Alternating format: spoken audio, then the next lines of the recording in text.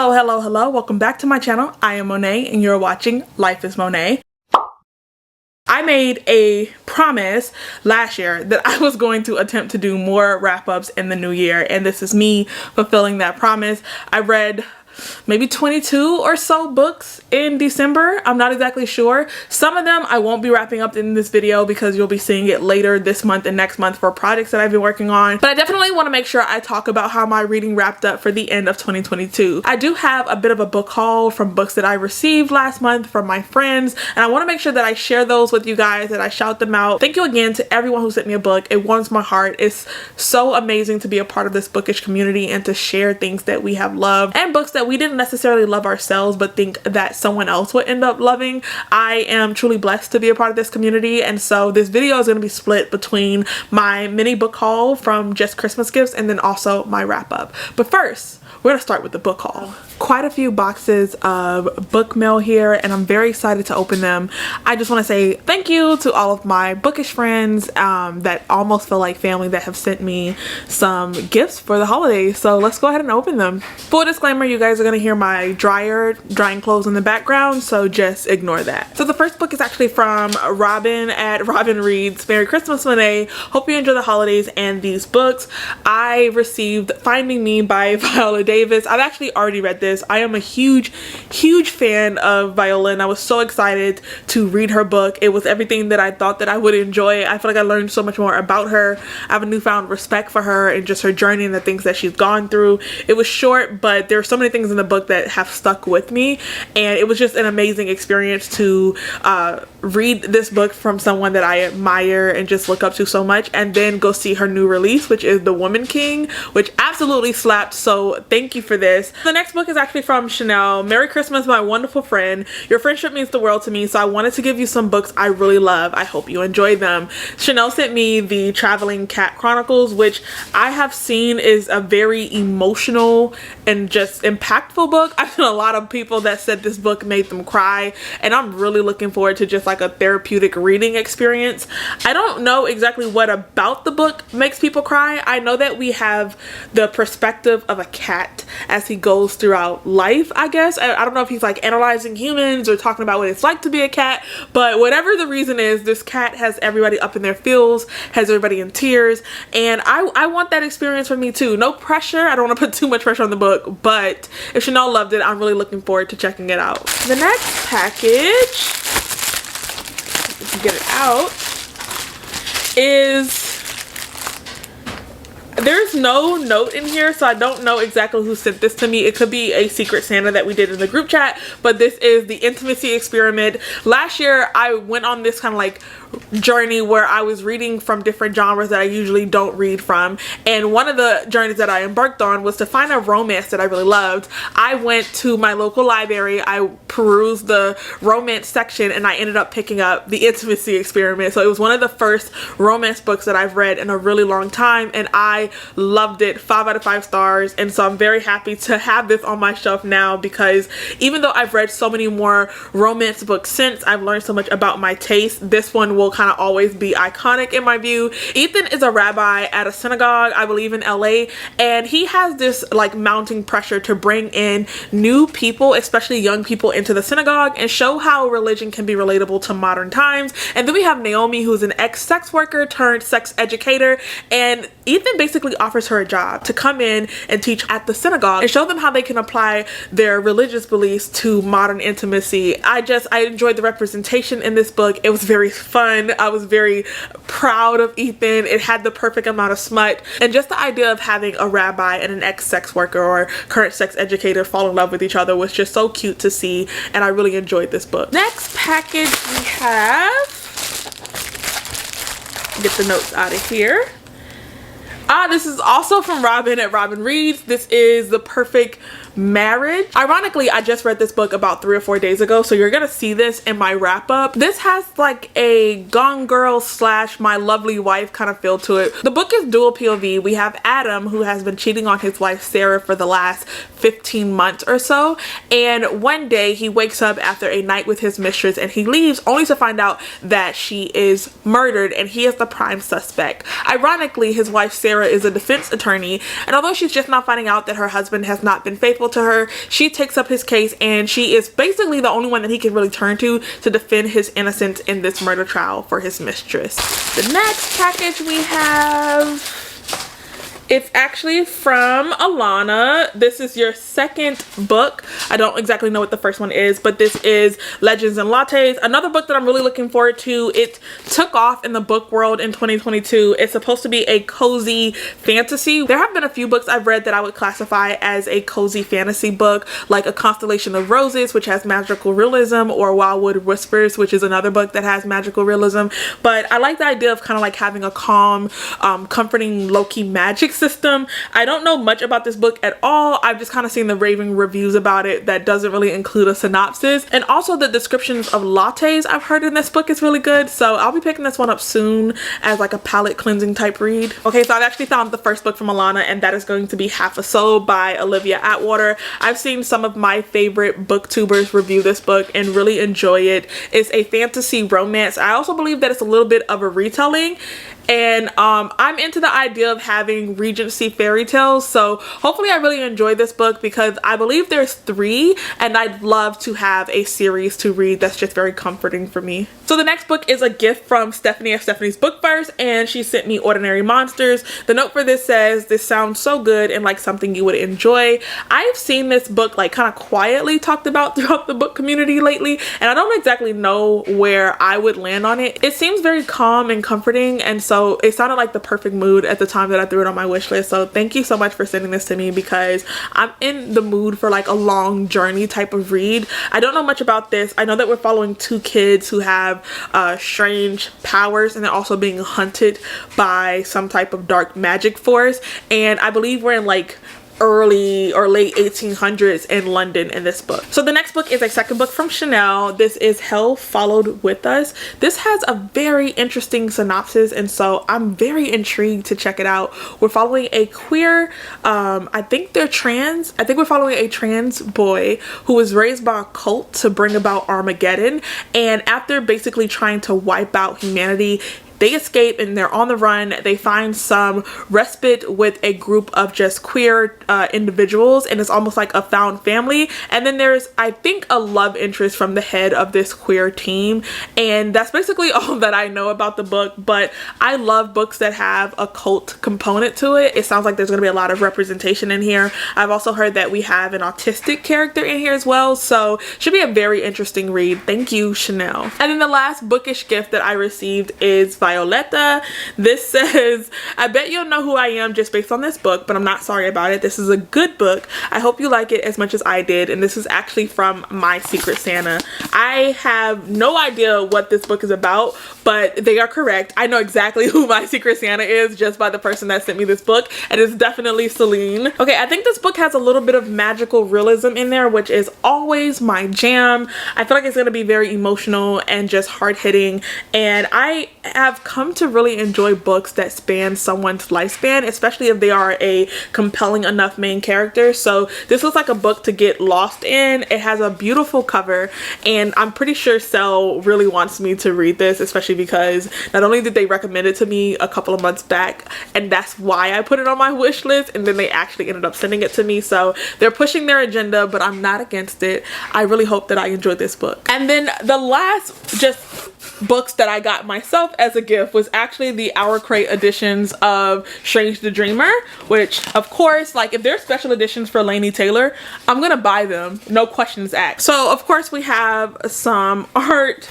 and some character card bookmarks, which I think are actually pretty cool. I don't remember Laszlo having such tan skin or even really being this attractive, because Laszlo is actually not attractive. That's one thing that's really pushed across in the book. So I don't know if this is the best depiction of him as a character, but I'm definitely not against it. And then we have Strange the Dreamer, which like I'm not being very picky, but I almost feel like the coverings on the top of the buildings give a very Arabic feel, and that was not the vibe that you get when you actually read Strange the Dreamer and Mew the Nightmares. I love the covers. I think they're beautiful, but I think between the design on the buildings and also the the way the characters look, it gives a different vibe from what the story is actually about. So I don't know if they're like kind of towing the line and trying to make it seem like, you know, Strange the Dreamer has more representation than it actually does, which is a little disappointing because I feel like their books are so amazing, and like, you don't have to do that. Not everything is going to have this wide array of representation, but this definitely gives a different feel for the city of Weep than what is described in the story. Okay, and this is my little Christmas bookish gift haul. Thank you so much to everyone who sent books.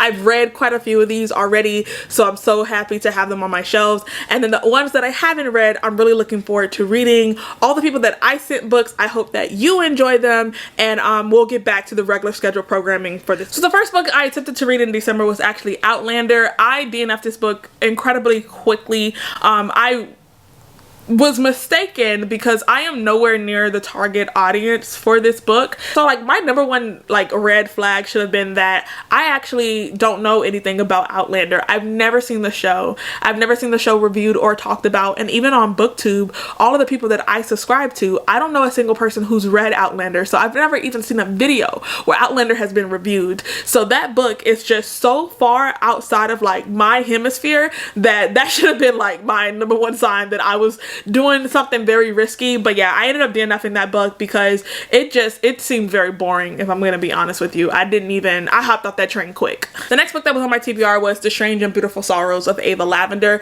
This book has a very misleading synopsis because you think that you're gonna be following one character and maybe a potential romance as she tries to figure out her family history, but it's actually the saga of a family, and so you start a couple of generations before we actually get to Ava Lavender, and so it drew out the story in a way that I didn't really anticipate, and then it just wasn't as compelling. And then on top of it not being what I expected it to be based on the synopsis, it was not really focused on the romance at all. This is about a family and their kind of like natural inclinations and almost like curses to have unhealthy or unflourishing love interest, and just the impacts that has on each individual as they go on. There is some magical realism to the book, but this was one of the books that I ended up giving like 1.5 stars because yeah, it was kind of boring, if I'm being honest with you. My December month was not off to a good start. The next book I read was Aristotle and Dante Discovers the Secrets of the Universe. I actually enjoyed this book. I gave it 4 stars.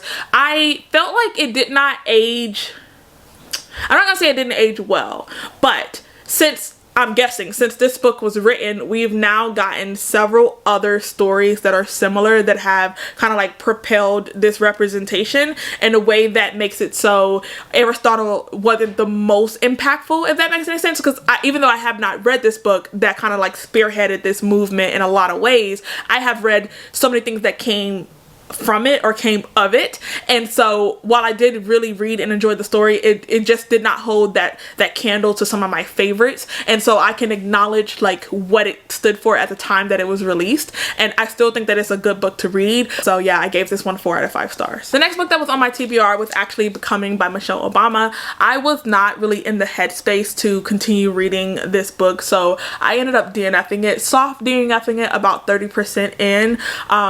I feel a lot of things that I don't really want to share in detail, but there was something that was a theme throughout her story that really disconnected me from it, something that I did not agree with, and that thing influenced her perspective and her decisions throughout her life.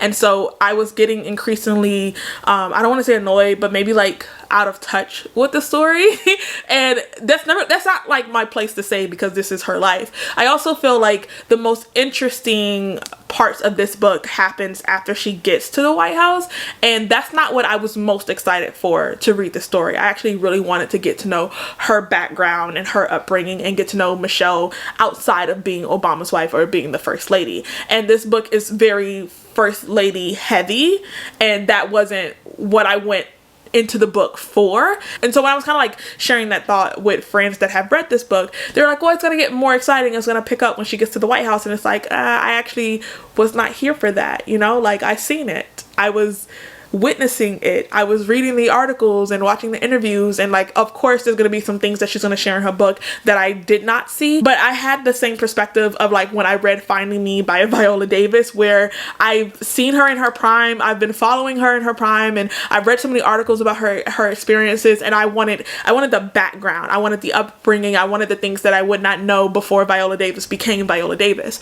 And I feel like Michelle had a very healthy traditional upbringing, and that's a beautiful thing, that she did not go through a lot of trials and tribulations in her upbringing. That's not what I needed the book to be, but it lacked that oomph that I think she's gonna start sharing when we actually get to the White House. And so I had to just reconcile my disappointment with that, and then I'll go back into this with a better headspace. So the next book I read that was on my TBR is The Nightingale by Kristen Hanna. I ended up giving this book 3.5 out of 5 stars. I do think it's beautifully written. I do think that there was maybe an okay amount of research that went into the book. I think that this book depends upon a deep emotional investment from the reader that I lack throughout the story. And so without that, I was just watching the story unfold before my eyes, but like the scenes that were supposed to be hard-hitting, that was supposed to be very impactful, did not land as hard as they needed to with me, because I wasn't very emotionally connected to the sisters in this story. I was definitely there with The Great Alone, which is another Kristen Hanna that I read and loved, and I actually gave 5 stars. So I'll definitely continue to read more books from Kristen Hanna, but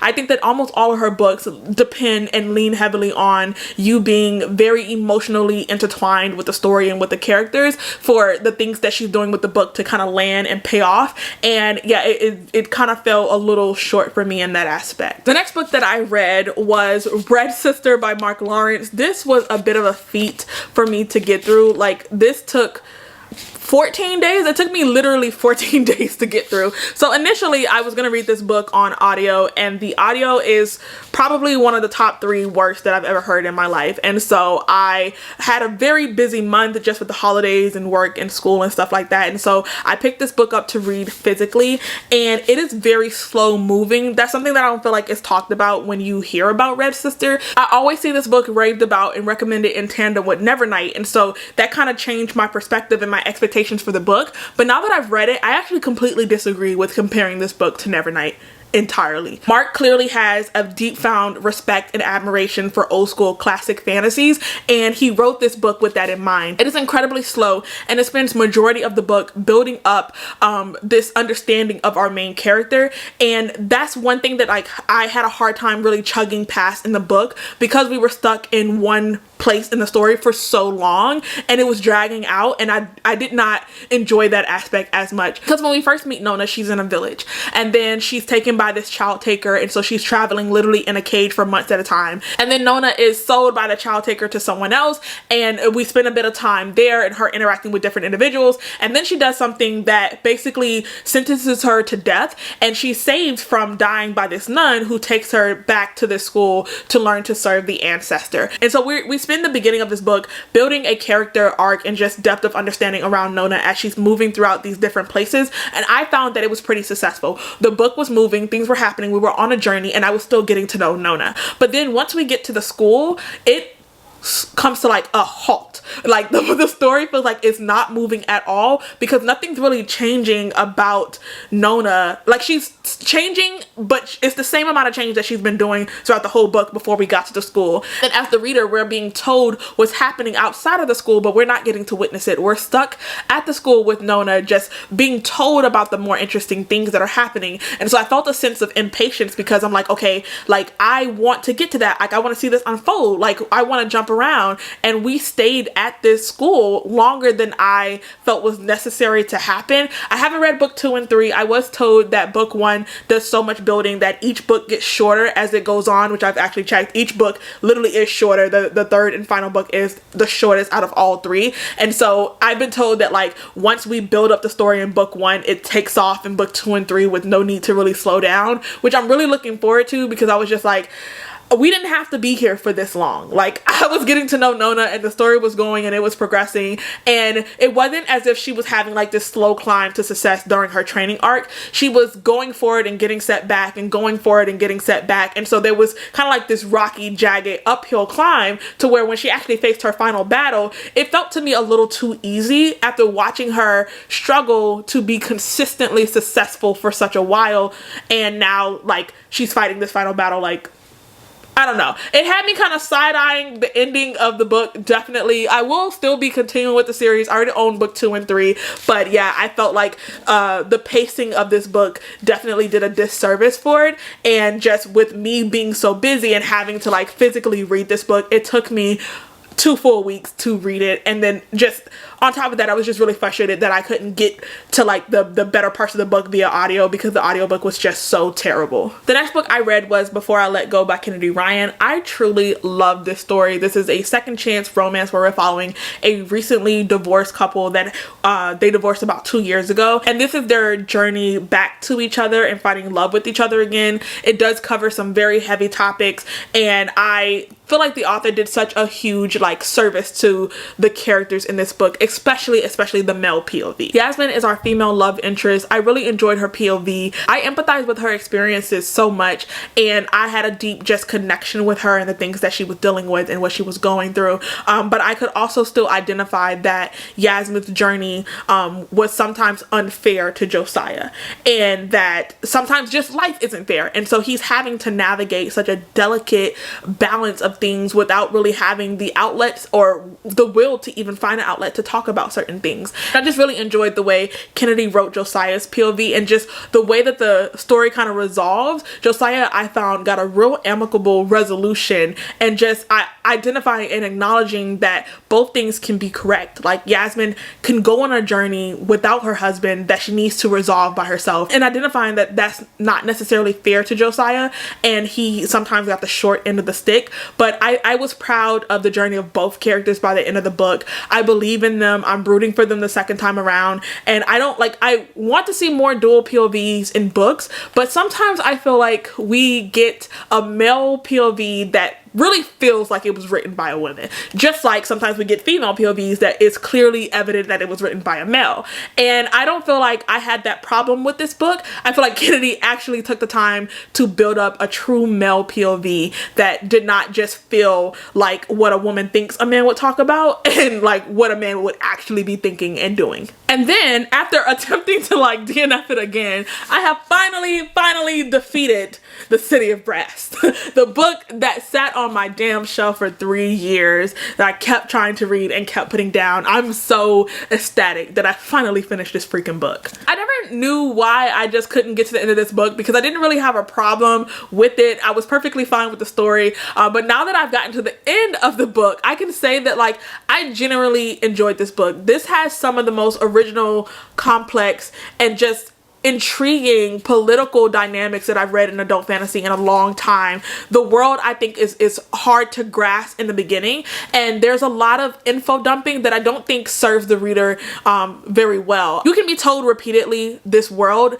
but you're not gonna truly understand it as intimately as you need to for the story until you kind of just like hop around and go through the story and experience it. And so I didn't really agree with the info dumping kind of thing, because it wasn't really helping me like make sense of what was going on. But by the end of the book, after experiencing the world and the characters and just getting accustomed to the different names that I had never seen before, and just working on my pronunciation of these things as well, I got more comfortable with the story. However, while the world and the political landscape is the strongest that I've seen in a book in a while, I actually found the characters to be the weakest. I did not necessarily care for Nari or Ali. I feel like Ali was better written, if that makes any sense. Like, while he wasn't my favorite character, I feel like his inner turmoil that he's dealing with and the inner warfare made more sense, and the decisions that he made more sense. Whether I agree with them or not, they made sense. Nari, however, I couldn't really understand her like blind loyalty to certain individuals and tribes within the book, because she's technically taking sides in a really long war, and neither side has really been totally honest with her. Neither side has been giving her undying loyalty, and she's choosing a side even while witnessing the red flags. And so that was kind of annoying to me. On top of that, I think she's a very annoying character, which she might necessarily be written that way on purpose, but I just found that the characters were rather weak. I'm really looking forward to book 2 and 3 because I've heard that they get stronger, but either I need a different POV going forward, or I need their POVs to get stronger, because I don't foresee them being enough to carry us through 3 books. They barely got us through City of Brass. The next book I read was Running Wild. This is book 3 in the Simple Wild trilogy by K.A. Tucker. We're actually following a side character from book 1 and book 2, which is Marie. She is Jonah's best friend and has been in love with him for the last few years. And right before she's about to tell him and kind of confess her feelings, he actually meets Calla and falls in love and gets married. And Marie has to stand by and watch all of these things happen. And so after watching her pine after Jonah for 2 books in a novella, K.A. Tucker decides to finally tell Marie's story. So I ended up giving this book 2 stars. I feel like it really lacked the magic and the pizzazz that we had with Calla and Jonah in book 1 and 2. On top of that, this book really suffered from not being a dual POV, because Marie's love interest is actually a widow, a recent widow. He has a lot of emotional hindrances that stops him from really getting with Marie. And so after watching Marie pine after Jonah for so long, she's now really pining after another man that is also emotionally unavailable. So I feel like we're going through this same thing again. And he was very interesting, like from Marie's perspective, the way that she is perceiving him and the way that he's written throughout the book. I would have really enjoyed following him, especially because he was the biggest hindrance. Like, it was him that kept cutting Marie off, that kept getting hot and cold, and Marie was always hot. She was always ready to go. She was always ready to do the thing. And so whenever he would get cold or think about his wife and he would kind of back off from her, we would just watch her pine after him for pages. There are other things that were going on in the book with her family that I do think adds an interesting component to the story, but it was mostly just, okay, I watched her pine after Jonah in book 1 and 2, and now I'm watching her from her perspective pine after someone else. It really suffered from not having that dual POV perspective. I just don't agree with us being stuck with the one person that is ready to jump in the water and like do the damn thing, and just having to watch them be pitiful while we wait on the other individual to deal with the things and resolve the things that are stopping them from being ready to go. Then I read Honey and Spice. I really enjoyed this book. It felt like a modern take on Two Can Play That Game. We have 2 very headstrong, confident love interests, and they're on a college campus. The honey and the spice was definitely there in this book. And while we have 2 extremely confident and cocky individuals, they still have insecurities, and found that their insecurities made so much sense for the individuals that they are and the decisions that they make and the things that they end up overcompensating for. There were some lagging moments throughout the story, so I ended up giving this book 3.5 out of 5 stars. Another thing that I didn't really love was Kiki's perspective and like her decision logic during the 3rd act breakup. I feel like it didn't really sell me for like why she was doing what she was doing. So while I didn't enjoy that aspect, I still would recommend this book. It was fun, it was spicy, it was really cute. I definitely want to own a physical copy because I borrowed this from my library. And then I read Heartless by Elsie Silver. This is a book that I've seen everywhere and everybody's end of the year content for like the best romance of the year, and it really did not disappoint. I really enjoyed this book. It's a bit of a grumpy, I don't want to say sunshine, because Willa is a true like spitfire firecracker. We have a grumpy single dad that needs help during the summer for someone to take care of his son because his previous caregiver is getting up in age. His son is a 5-year-old boy. He has a lot of energy, and so he needs someone that can kind of keep up with his son, but he's very, very protective, and so he goes through a lot of babysitting candidates, and a lot of them are really just attracted to him as an individual. So basically, as a last resort, his family gets very frustrated and they recommend Willa. And Willa is of course very beautiful and attractive, but she's also like take no crap, take no shit kind of person. And so while he's used to like kind of just being grumpy and giving out mean grudging looks and people leaving him alone, she's very much in his face, like not gonna take his crap and calling him out on it. So their banter was really cute. There's a lot of steam between the 2 of them. So the sex scene in this book was very fun to watch because first of all, it takes us forever to get there. So when it pops off, it's very steamy. And on top of that, it lasts about like 4 chapters, and each chapter actually hops back and forth between Willa and Cade. And so we get to see them enjoying each other from different perspectives multiple times, which I thought was just like a fun time. I was definitely here for it. The one like caveat that I did not enjoy about the story is that Cade's POV actually felt like it was written by a female. I felt like he was very shallow and like two-dimensional, and I don't think that anybody, male or female, is ever really truly just that simple. And I feel like he had a lot of walls up for Calla, and when they came down, we did not really learn anything new about him. We didn't really get to see that many different sides to him. Like, yes, he smiled more, he laughed more, he told more jokes, but those are all surface level things. I feel like we didn't get any type of depth or deeper understanding to Cade, and it felt like, yeah, it felt like he was written by a woman, which he was. So that was one thing that was just like, this could have been a little bit better. The next book I read was Love Light Farms by B.K. Borison. This was a simple, cute palette cleanser type read. It was very like no thoughts, head empty. It's a friends to lovers romance. I don't have much complaint about it. Like, I don't find it to be very memorable. Like, I don't think I'm gonna remember it at all, but reading that book in between the next book that I'm gonna talk about really helped me out a lot, because I read a very like twisted and unsettling book while I read this one in tandem. And so I would recommend this one as a palette cleanser, as something light and quick and that you don't need to put much thought into, and I think that you'll enjoy it. But if you go into this book trying to critique it, I don't think that you're really gonna enjoy it. Then I read Still Beating.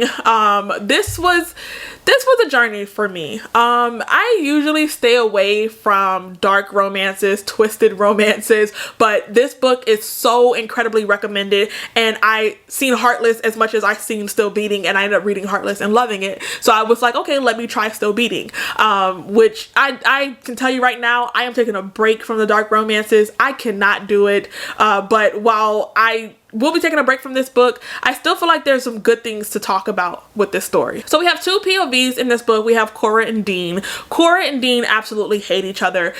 Dean has been dating Cora's sister for the last 15 years, and they're getting ready to get married, and they're going out one night to celebrate Cora's sister's birthday, and they leave the bar. Cora she's so annoyed with Dean that she decides that she doesn't want to ride with them and that she's going to catch an Uber home, but then she discovers that her wallet is stolen, and so she calls Dean back to come and pick her up, and they're kind of bickering back and forth until this guy that kind of like walked past Cora in the bar actually comes up behind them, and they think that he's a cop, and so they stop thinking that they're getting pulled over, and he actually ends up kidnapping both Cora and Dean and locking them up in his basement. And he has some very twisted kinks about him. There's a lot of trigger warnings to the story, but on top of Cora suffering at this kidnapper's hands, he actually forces Dean and Cora to do things together that they would not necessarily do. And the whole objective of this is to make these 2 individuals that have no connection with each other to fall in love. That actually starts to happen within the story, and so you get to see Cora and Dean, I think, trauma bond a lot. And I was glad that we were not in that man's basement for the whole entirety of the book, because I was getting ready to DNF it.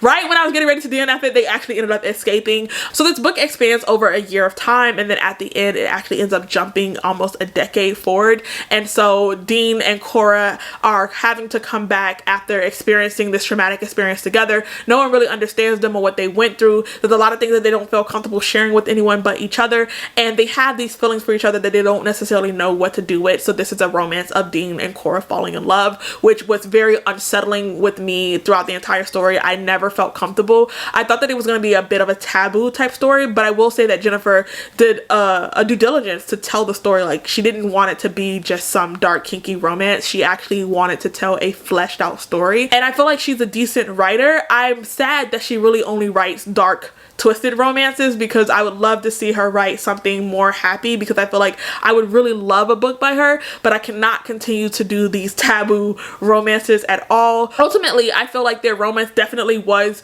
trauma bonding, and I felt like Jennifer was trying to convince us that it wasn't, and I was just never sold on that aspect. But we see them over a period of time as they start to heal, and we also see them apart from one another, and then we see them come back together, and so that did a lot for helping me kind of understand understand and just become convinced that like, yes, they may have trauma bonded together, but like even after that, even after they, you know, deal with that and overcome that, maybe there could be something between them.